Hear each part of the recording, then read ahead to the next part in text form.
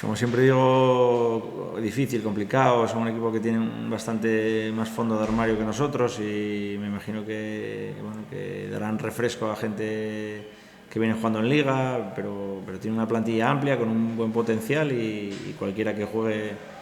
va a estar a un buen nivel, va a estar preparado y eso es lo que me espero. Un buen Avilés, como he visto un par de partidos en directo que los he podido ver y alguno más por televisión y como siempre digo, estamos en una dinámica de competencia máxima y el Avilés va a ser una piedra dura seguro. Bueno, y también porque va a ser un partido definitivo, va a haber un vencedor y un vencido, ¿no? No hay más vuelta, entonces sí que por ahí puede ser un partido diferente, sobre todo en la segunda parte. La primera puede ser a lo mejor más de tanteo y la segunda, como el resultado, como te digo, va a ser definitivo, pues seguramente que será un pelín diferente a los partidos de Liga y vamos a ver qué equipo nos presenta el Avilés, que lo sabremos sobre la marcha y a ver nosotros qué posibilidades tenemos también de hacer rotaciones. Estamos un poco más limitados porque no tenemos demasiadas fichas del primer equipo, pero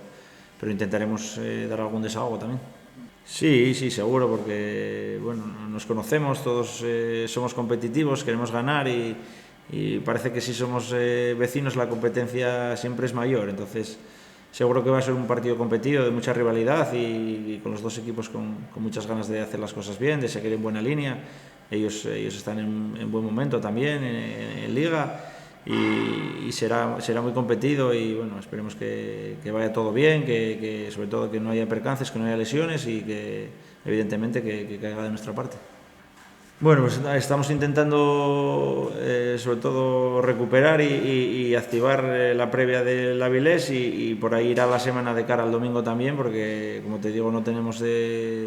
demasiada posibilidad de recambio, aunque podamos echar mano del filial hay que tener cuidado con el tema de las fichas que tienen que estar en el campo para no incumplir la normativa y tendremos que jugar un poco con eso. Hay gente que está llamando a la puerta para tener minutos, los van a tener y estoy seguro de que van a aprovechar su oportunidad o van a hacerlo fenomenal, pero tenemos que tener un poquito de cuidado con eso y no podremos hacer demasiados cambios porque